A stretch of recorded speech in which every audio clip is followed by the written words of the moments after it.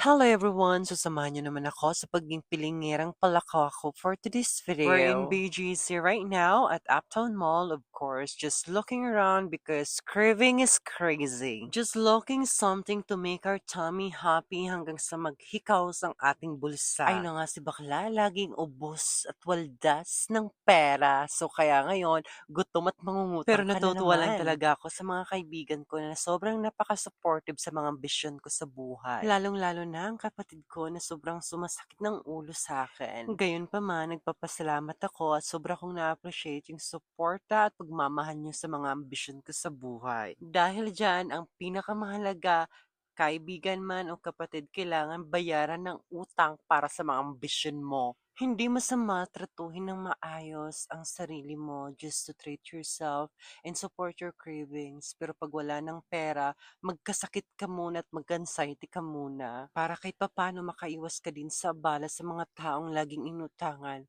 Sorry na talaga. Siyempre, magtatanong naman kayo, sino naman ang kasama ko sa karatihan kong to? Of course, hindi ko sasabihin. It's a private person. MS, ito na nga after eating ng dinner ko.